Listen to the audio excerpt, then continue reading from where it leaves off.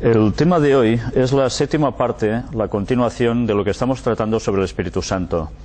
Vamos a seguir con las citas del Espíritu de Profecía de Ellen White, que habla sobre todo esto y que no deja lugar a dudas de que el Espíritu Santo es la tercera persona de la divinidad.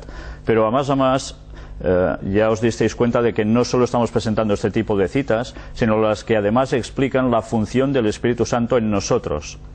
Por tanto, es conveniente a veces leer algún párrafo un poco extenso para poder concluir y no llegar a falsas conclusiones solo cogiendo una sola frase, que tantas veces sucede para querer alegar todo lo contrario a lo que ella escribe, ¿no? Vamos a ver una vez más cómo precisamente todo lo que ella escribe está en consonancia con la Biblia, y ya sé que para algunos es duro tener que reconocer que su postura es otra, pero bien, si queremos ser sinceros, no hemos de adaptar a Dios a nosotros, sino nosotros a Dios. Vamos a empezar primero con una oración. Padre nuestro, te damos gracias, Señor, porque nos das la oportunidad de volver a seguir con este tema. Sabemos que hablamos poco sobre el Espíritu Santo, deberíamos hablar mucho más. Deberíamos comprender mucho más su labor por nuestra salvación también. Y te queremos pedir que precisamente Él nos ilumine a entender todo lo que tú quieres decirnos, que nos afiancemos claramente en tu palabra, por encima de todo. Ayúdanos a ser sinceros y humildes, y perdona nuestros pecados, Señor, que te lo pedimos todo en el nombre de Jesús. Amén. Quisiera empezar primero con un texto que se halla en el libro de Efesios, capítulo 4, y versículos del 10 al 16. El que descendió es el mismo que también subió por encima de todos los cielos para llenarlo todo. Está haciendo referencia de Jesús.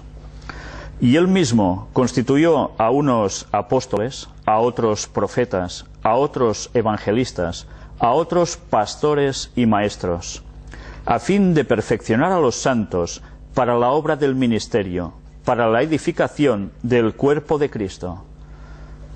Va dando los dones a distintas personas para que la Iglesia se consolide, no le falte de nada, crezca. Pero mirad qué más continúa diciendo. Hasta que todos lleguemos a la unidad de la fe. Esto es básico. No podemos pretender estar unidos si no tenemos unidad de fe, de criterios, de creencias. Y del conocimiento del Hijo de Dios. Lógicamente encima, además, esto. A un varón perfecto, a la medida de la estatura de la plenitud de Cristo, para que ya no seamos niños fluctuantes, llevados por doquiera de todo viento de doctrina, por estratagema de hombres, que para engañar emplean con astucia las artimañas del error. Se nos advierte, no seamos como niños fluctuantes llevados de aquí para allá, porque hay gente que utiliza la palabra de Dios, tergiversando ciertas cosas, para hacernos creer lo que no es correcto, y así desunirnos y llevarnos precisamente a todo lo contrario de la unidad y del conocimiento de Dios. Sino que siguiendo la verdad en amor, crezcamos en todo en aquel que es la cabeza, esto es Cristo. Pero ¿qué debemos hacer? Siguiendo la verdad.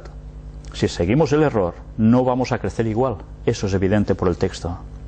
De quien todo el cuerpo, bien concertado y unido entre sí por todas las coyunturas que se ayudan mutuamente, según la actividad propia de cada miembro, recibe su crecimiento para ir edificándose en amor. Por tanto, mirad si es importante que sepamos lo que creemos y que lo que creamos sea verdaderamente la verdad y no un error. Vamos a apagar las luces porque vamos a seguir mostrando esas citas de Ellen White que hablan precisamente sobre el Espíritu Santo. ¿Si podéis, por favor?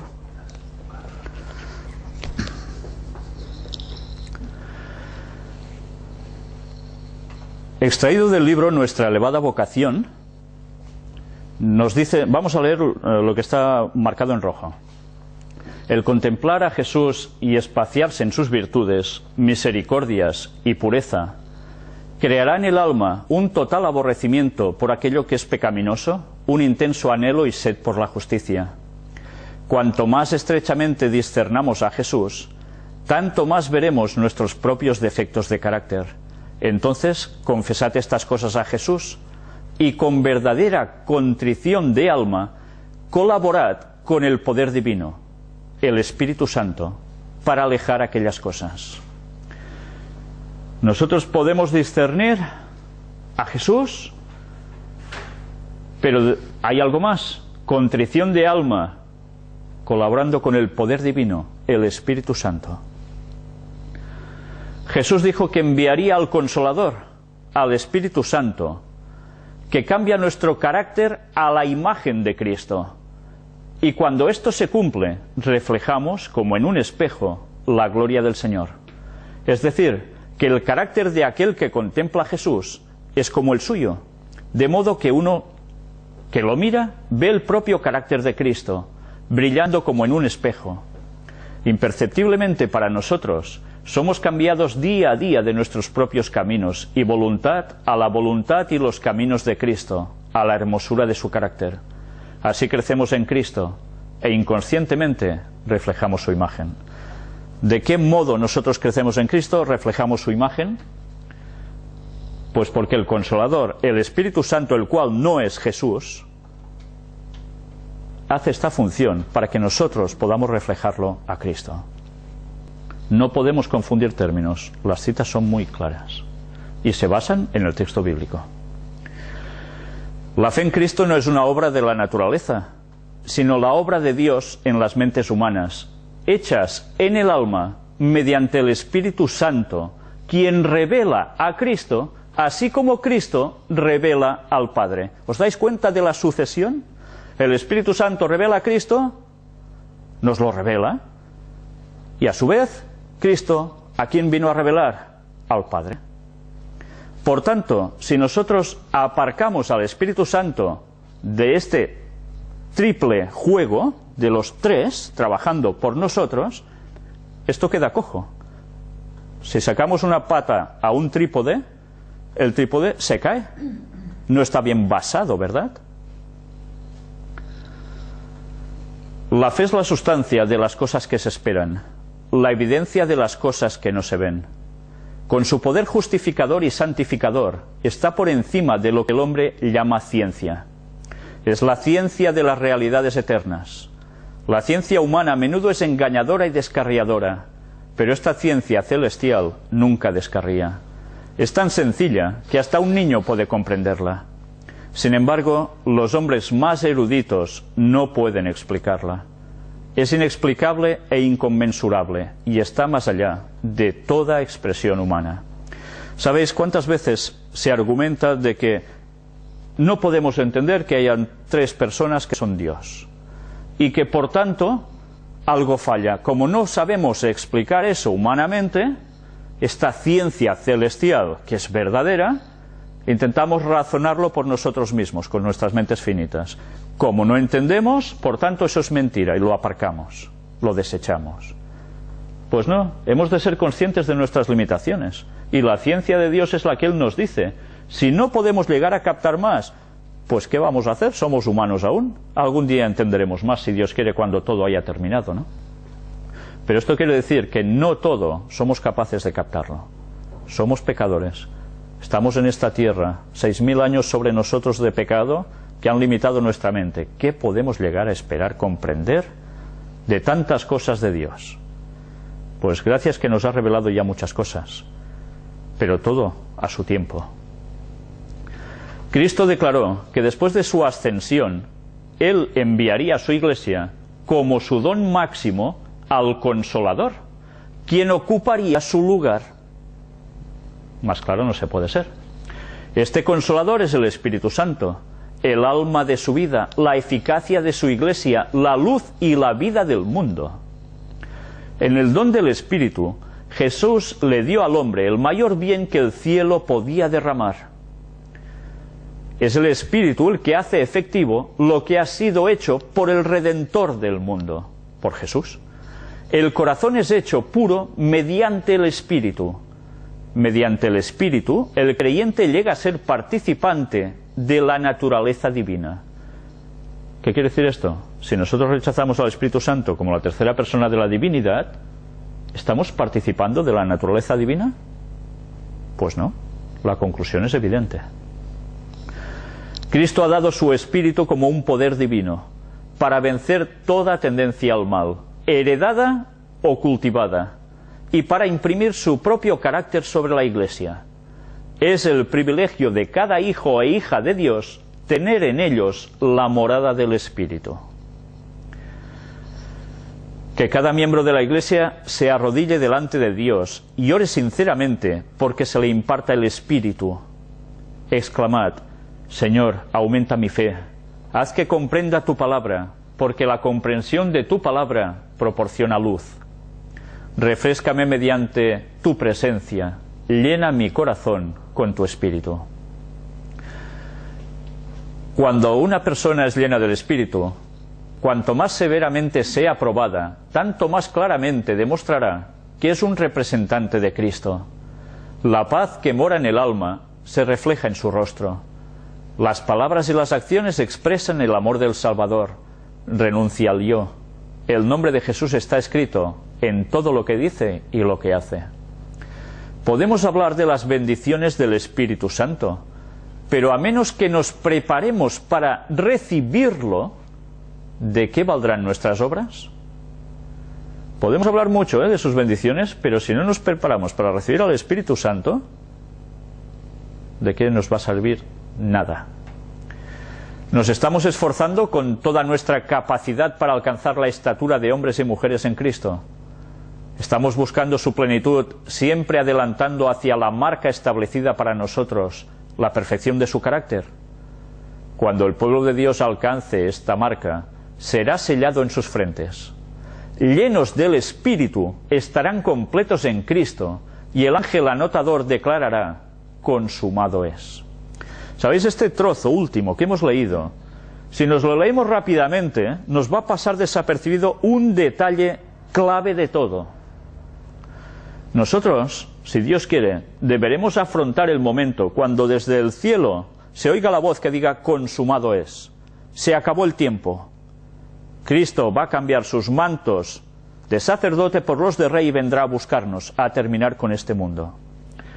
Pero mirad qué interesante es, cuando está hablando que nosotros, como su pueblo, cuando alcancemos esa marca, será sellado en sus frentes, seremos sellados en nuestras frentes, llenos del Espíritu Santo, estaremos completos en Cristo. Si nosotros estamos rechazando al Espíritu Santo, ¿podremos estar completos en Cristo? ¿Estaremos preparados para que cuando se oiga consumado es, nosotros seamos de los 144.000 que estarán en pie esperando el retorno de Cristo? Mirad si es importante creer correctamente, porque nos estamos jugando la salvación. Porque puede ser que por rechazar este concepto tan importante nos veamos fuera de la eternidad con Dios. Cristo ha prometido el don de su Espíritu a su Iglesia, y la promesa nos pertenece tanto a nosotros como a los primeros discípulos. Pero esta, como otras promesas, también es dada bajo una condición.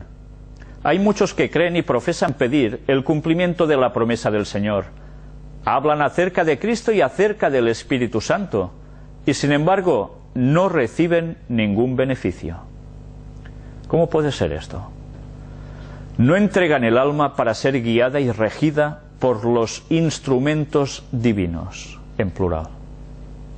No podemos utilizar al Espíritu Santo. El Espíritu Santo ha de usarnos a nosotros. Mediante el Espíritu, Dios obra en su pueblo, el querer como el hacer por su buena voluntad. Qué textos tan impactantes. Pero muchos no quieren someterse a esto. Quieren gobernarse a sí mismos. Por esto no reciben el don celestial. El Espíritu es dado únicamente a aquellos que esperan con humildad en Dios, quienes buscan su dirección y gracia. No tiene límite la utilidad de aquel que, poniendo a un lado el yo, permite que el Espíritu Santo obre en su corazón y vive una vida plenamente consagrada a Dios.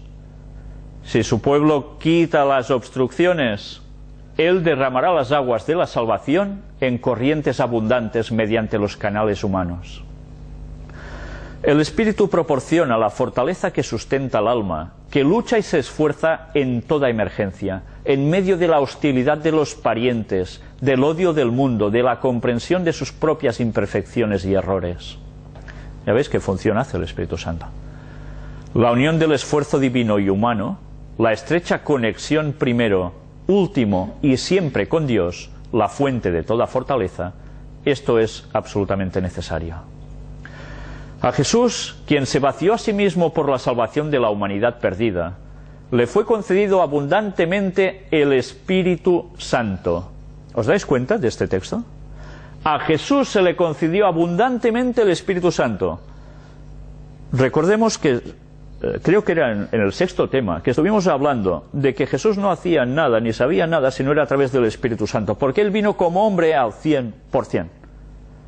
Por tanto, si no pudo ni llegar a diferenciar a Satanás cuando le vino en el desierto, tuvo que esperar a que empezasen a notarse sus tentaciones para saber que no provenía de Dios, sino que era Satanás mismo.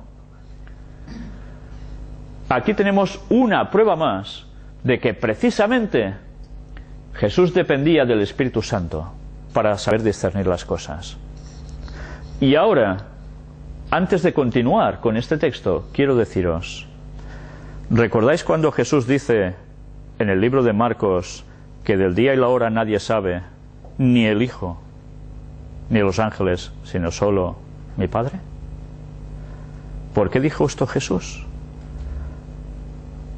¿Solo el Padre sabe el momento del retorno de Cristo? ¿Y Jesús, que es Dios, no lo sabe? Él estaba hablando como humano. Si el Espíritu Santo no se lo revelaba, Él no lo sabía.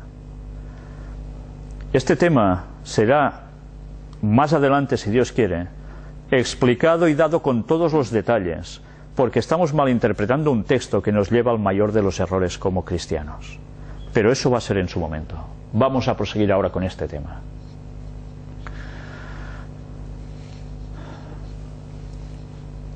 Así será dado a cada seguidor de Cristo, el Espíritu Santo, cuando todo el corazón le sea entregado para que more en él.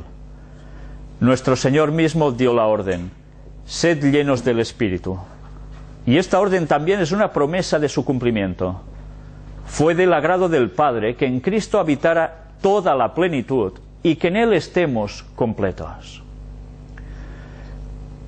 Más abajo nos dice, aquí, como el Consolador ha de venir, refiriéndose al Espíritu Santo, y os convencerá de pecados, de justicia y de juicio, cuidad de no resistir al Espíritu de Dios.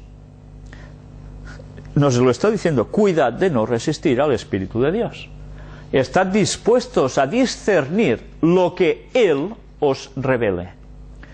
Someted vuestra voluntad, los hábitos que por tanto tiempo habéis idolatrado y que os son peculiares, para que podáis recibir los principios de la verdad. Cristo nos ha proporcionado, al costo de un sacrificio y sufrimiento infinitos, todo lo que es esencial para el éxito en la lucha del cristiano. El Espíritu Santo proporciona poder y capacita al hombre para vencer. El gobierno de Satanás debe ser subyugado mediante el poder del Espíritu. Es el Espíritu el que convence de pecado y quien, con el consentimiento del ser humano, expele el pecado del corazón. La mente entonces es puesta bajo una nueva ley, la ley real de la libertad. Mirad si es importante no dejar al Espíritu Santo de lado, porque si no, vamos precisamente por todo lo contrario, aunque no nos lo parezca. El Señor Jesús obra mediante el Espíritu Santo porque es su representante. No dice que es el mismo, descarnado ni nada parecido. Es su representante. Mediante él infunde vida espiritual al alma, aviva sus energías para el bien, limpia de la contaminación moral y capacita para su reino. Jesús tiene abundantes bendiciones para derramar, ricos dones para distribuir entre los hombres. Él es el consejero admirable, infinito en sabiduría y fortaleza. Y si reconocemos el poder de su Espíritu y nos sometemos para ser moldeados por Él, estaremos completos en Él. Mirad, no estaremos completos en Él si no reconocemos el poder de su Espíritu y nos dejamos moldear por Él. ¿Qué pensamiento es este? En Cristo habita corporalmente toda la plenitud de la deidad y vosotros estáis completos en Él. Toda la plenitud de la deidad. Mirad cómo además habla con una pluralidad, no en un singular. El corazón humano no puede conocer la felicidad hasta que se somete para ser moldeado por el Espíritu de Dios. El Espíritu conforma el alma, renovada según el modelo Jesucristo. Mediante su influencia, la enemistad contra Dios se cambia en fe y en amor, y el orgullo en humildad. El orgullo en humildad. El alma percibe la belleza de la verdad, y Cristo es honrado en la excelencia y la perfección del carácter. Cuando se efectúan estos cambios, los ángeles rompen en cantos de alabanza, y Dios y Cristo se gozan por las almas que son modeladas según la semejanza divina. Aquí sigue diciéndonos: la voluntad del hombre es agresiva y constantemente se esfuerza por someter todas las cosas a sus designios. Si se alista al lado de Dios y del bien, los frutos del Espíritu aparecerán en la vida, y Dios ha señalado gloria, honra y paz a cada persona que obra el bien. Cuando se permite que Satanás moldee la voluntad, él la utiliza para cumplir sus fines. Estimula las propensiones al mal, despierta las pasiones y las ambiciones impías. Él dice: yo te daré todo este poder, estos honores, riquezas y placeres pecaminosos, pero pone por condición la entrega de la integridad y el embotamiento de la conciencia. Así degrada las facultades humanas y las pone en cautividad para obrar el mal. Pero Dios siempre procura impresionar nuestros corazones con el Espíritu Santo, para que seamos convencidos de pecado, de la justicia y del juicio por venir. Podemos poner nuestra voluntad del lado de la voluntad de Dios, y en su fortaleza y gracia resistir las tentaciones del enemigo.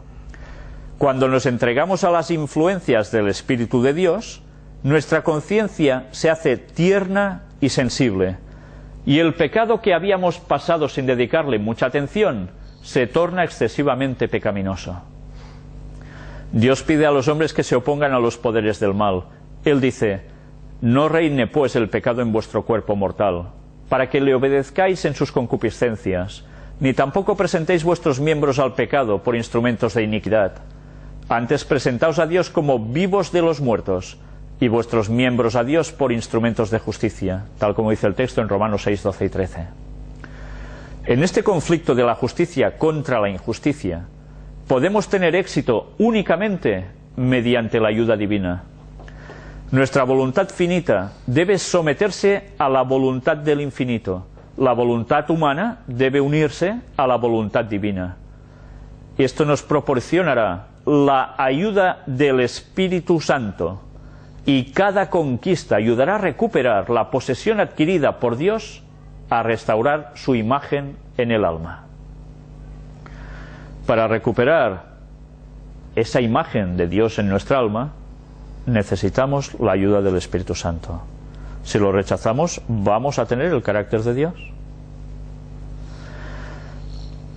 Sigamos aquí. Se ha dicho del Consolador: Él os guiará a toda la verdad. Cristo, mediante el Espíritu Santo, expondrá con más claridad ante quienes creen en Él lo que ha inspirado a hombres santos a escribir acerca de la verdad. Mirad lo que aquí pone, no son bromas. Para comprender más acerca de la verdad, ¿cómo lo haremos? ¿A través de quién? Mediante el Espíritu Santo. Si nosotros lo dejamos de lado, ¿conoceremos a fondo la verdad o caeremos en peligro de error? ¿Es evidente? No podemos cambiar lo que está escrito, es claro. Cristo dijo acerca del Espíritu: Él me glorificará, en Juan 16:14. No dice yo me glorificaré aquí, pam, y ya está. No, no, Él me glorificará. Así como Cristo glorificó al Padre por la demostración de su amor, así el Espíritu habría de glorificar a Cristo, revelando al mundo las riquezas de su gracia. La misma imagen de Dios debe ser reproducida en la humanidad. El honor de Dios, el honor de Cristo, está implicado en la perfección del carácter de su pueblo. A veces no nos damos cuenta. Cuando el Espíritu Santo actuaba sobre Jesús, lo estaba guiando absolutamente en todo. Jesús se va, dice que deja al Consolador. ¿Para qué deja al Consolador? Porque Él está haciendo otra función. Y la tercera persona de la divinidad se encarga de estar con nosotros, trabajando en nuestras mentes, en nuestros corazones, para llegar a tener el carácter de Cristo. Si nosotros no lo queremos, no podremos tener ese carácter. ¿Los 144.000 pecarán? Cuando Cristo esté por volver, ¿pecarán? No, no van a pecar. ¿Por qué no pecarán? Porque tendrán el carácter de Cristo. ¿Y cómo habrán conseguido el carácter de Cristo? A través del Espíritu Santo. Mirad qué relación, ¿eh? Porque esto quiere decir que quien no crea en el Espíritu Santo como la tercera persona de la divinidad, no estará entre los 144.000 sellados. Realmente esto es mucho más importante de lo que podía parecer a simple vista.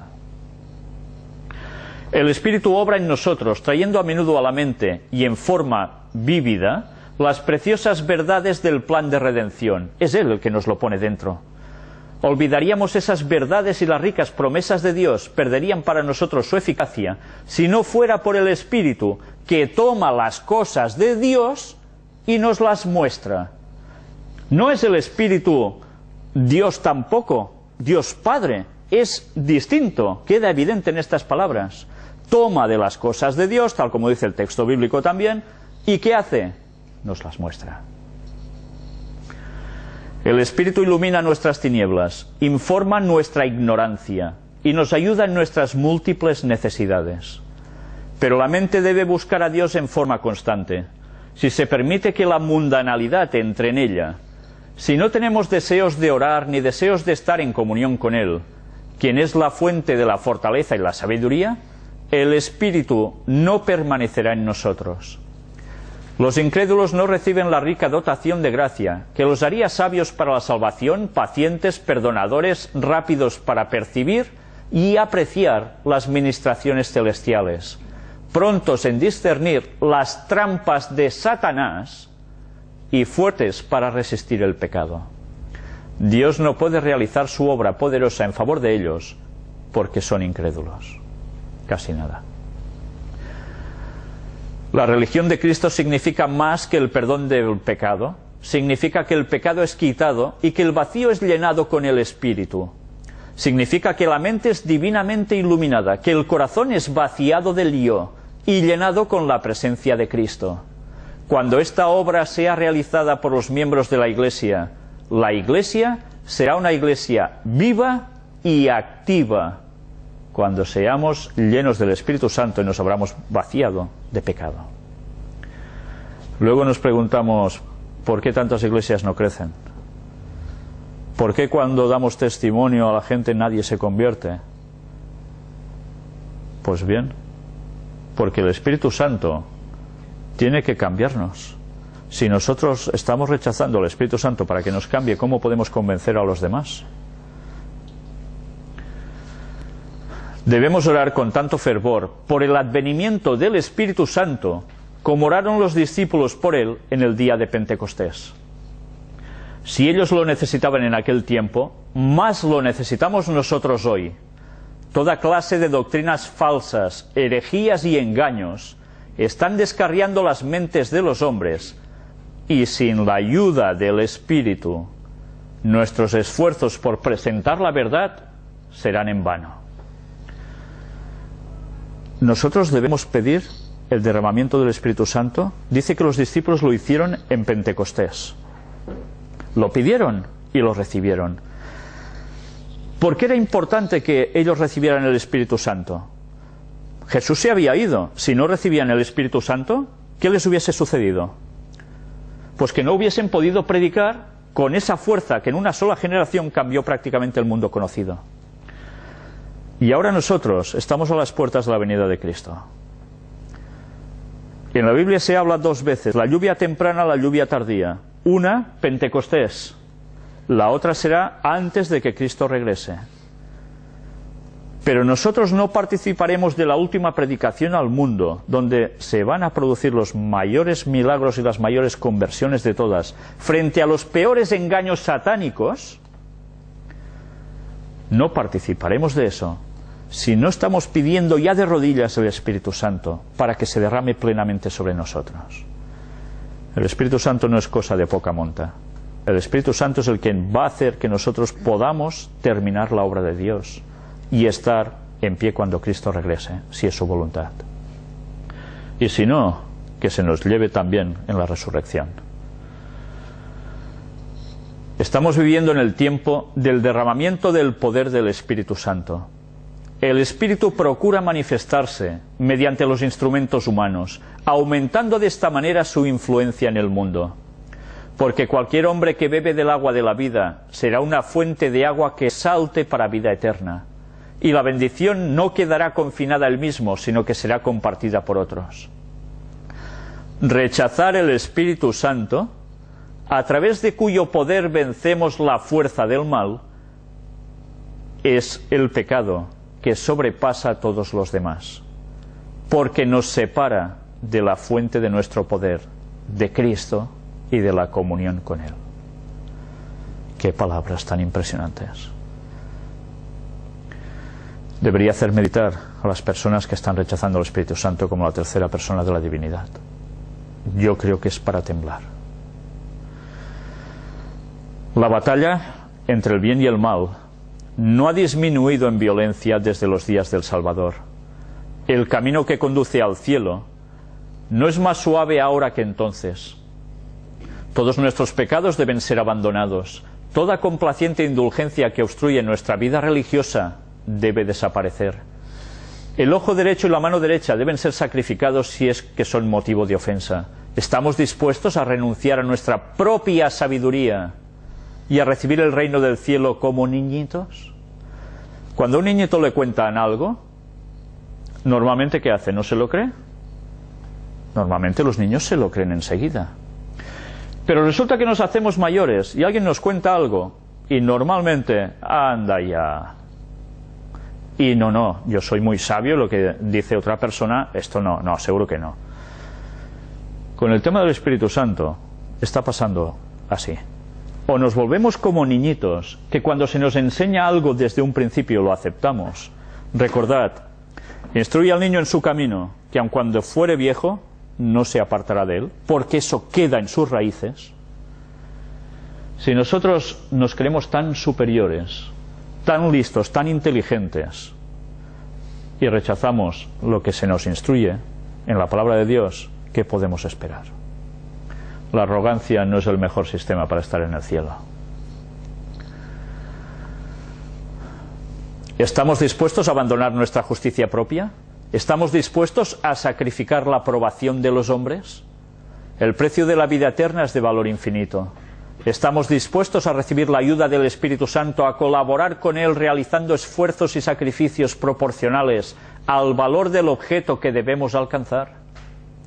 El corazón humano puede ser la morada del Espíritu Santo. La paz de Cristo, que sobrepasa todo entendimiento, puede inundar vuestra alma, y el poder transformador de su gracia puede obrar en vuestra vida y prepararos para las mansiones gloriosas. ¿Qué significa esta escena para nosotros? Cuán irreflexivamente hemos leído el relato del bautismo de nuestro Señor, sin comprender que su significado era de la máxima importancia para nosotros y que Cristo fue aceptado por el Padre en lugar del hombre. Cuando Jesús se inclinó en la orilla del Jordán y elevó su petición, la humanidad fue presentada ante el Padre por aquel que había revestido su divinidad con humanidad. Jesús se ofreció a sí mismo, al Padre en lugar del hombre, para que los que se habían separado de Dios debido al pecado pudieran regresar a Dios por los méritos del suplicante divino. La oración de Cristo a favor de la humanidad perdida se abrió camino a través de todas las sombras que Satanás había proyectado entre el hombre y Dios y dejó un claro canal de comunicaciones hasta el mismo trono de la gloria. Se oyó la voz de Dios en respuesta a la petición de Cristo, lo cual le asegura al pecador que su oración hallará cabida en el trono del Padre. Se les dará el Espíritu Santo a los que buscan su poder y su gracia, y Él nos ayudará en nuestras debilidades cuando tengamos una audiencia con Dios. El Espíritu Santo es el que hace esta función.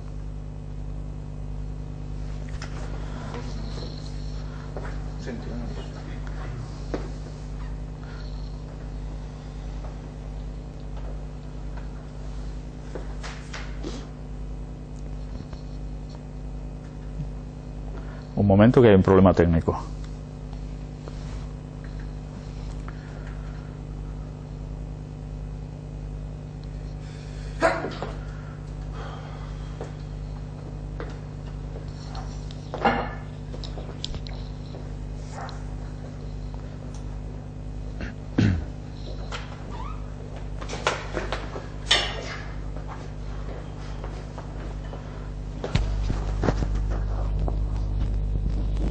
Estava en aquesta pàgina?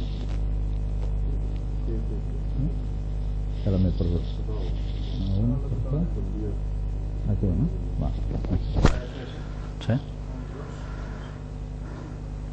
El cielo está abierto para nuestras peticiones y se nos invita a ir confiadamente al trono de la gracia para alcanzar misericordia y hallar gracia para el oportuno socorro. A pesar de nuestros pecados y nuestras debilidades, no somos desechados como indignos. Nos hizo aceptos en el amado.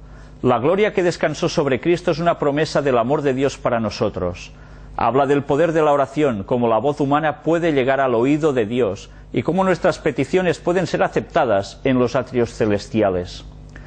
La luz que descendió desde los portales abiertos, atención a lo que habéis leído aquí, la luz que descendió desde los portales abiertos. ¿Recordáis el tema de las puertas dimensionales que estamos tratando?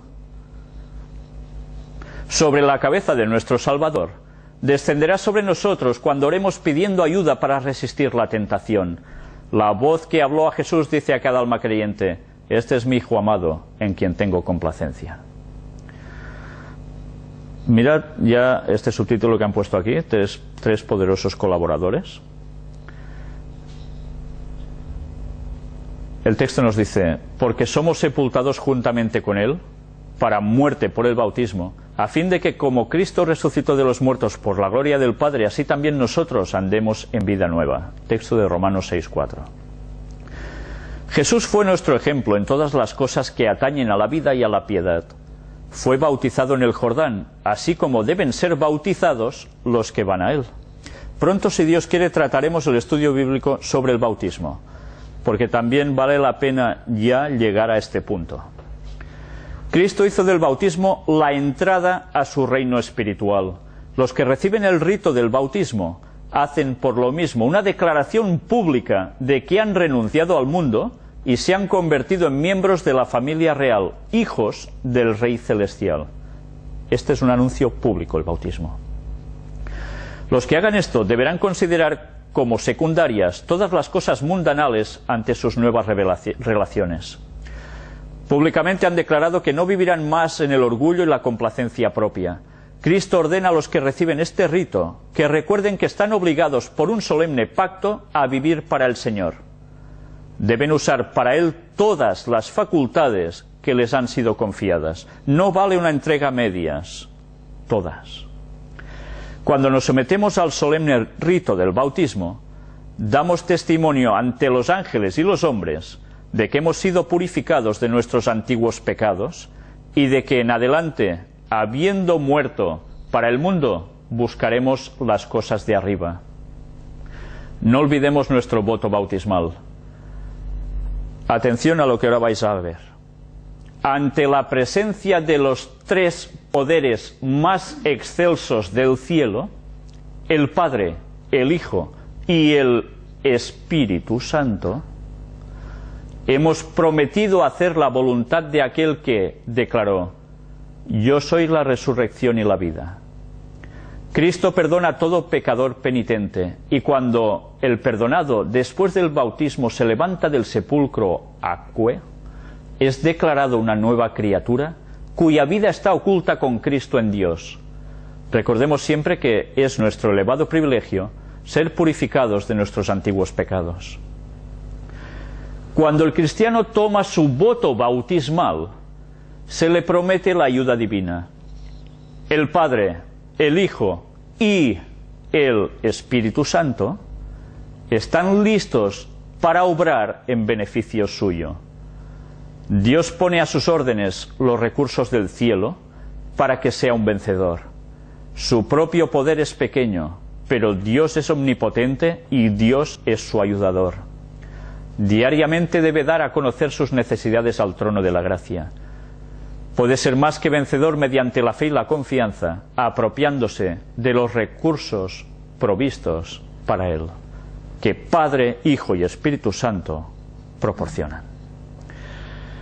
Dejaremos el tema hoy aquí, pero mirad si es importante profundizar en todo el tema del Espíritu Santo, que nos va mostrando conceptos que tantas veces nos pasan por alto y que pueden llegar a afectar incluso a nuestra preparación para el regreso de Jesús, que va a ser dentro de pocos años. Padre, Hijo y Espíritu Santo. No hay vuelta de hoja. Cuando nosotros nos bautizamos lo hacemos tal como mostramos en uno de los primeros temas sobre el Espíritu Santo, que esta fórmula bautismal es la correcta. Cuando hablemos del bautismo aún deberemos quizás seguir matizando algo esto, pero sin esta base previa no podíamos hablar del tema del bautismo, porque hay personas que se están bautizando solo en el nombre de Jesús. ¿Es eso lícito? Ya vimos que no. Pero bien, ya sé que cada uno seguirá pensando lo que quiera pensar, pero la palabra de Dios es clara y concisa. Seamos conscientes de que es Dios el que nos tiene que iluminar y no nosotros a Dios. Pues bien, para concluir, por favor, ¿podéis encender la luz? Vamos a leer un texto que también se encuentra en el libro de los Efesios, capítulo 4 y versículo 30. Y no contristéis al Espíritu Santo de Dios, con el cual fuisteis sellados para el día de la redención. No lo contristemos. Con Él somos sellados para el día de la redención. Sin Él no seremos sellados para este día y nos vamos a perder la salvación. Meditad en estas palabras, por favor, y seamos sinceros con Dios y busquemos la verdad de corazón. No rechacemos al Espíritu Santo, porque nos vamos a quedar fuera de estar con Dios. Que Dios nos ayude precisamente a ello y que nosotros pidamos al Espíritu Santo siempre en nuestras vidas. Amén. Vamos a finalizar el tema con una oración.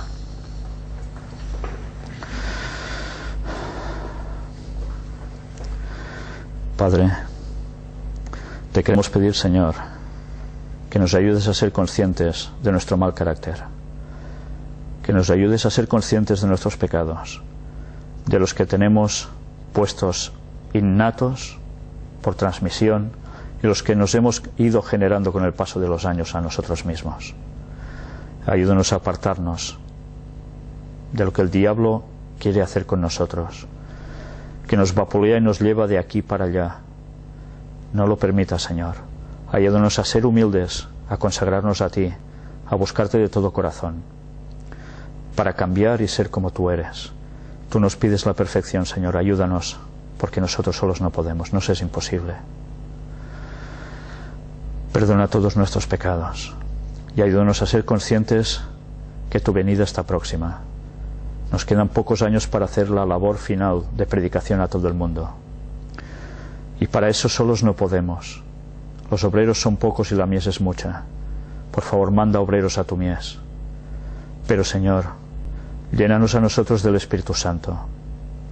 Derrama esta lluvia tardía, el Espíritu Santo con toda su fuerza sobre nosotros, en nosotros, para actuar del modo adecuado ante la gente y llevar tu palabra con toda la fuerza posible, para que muchos más, en medio de este mundo de aflicción, de convulsión, te encuentren y se preparen para tu pronto regreso. Bendícenos, por favor, Señor, que te lo pedimos todo en el nombre de Jesús y en nuestra unidad. Amén.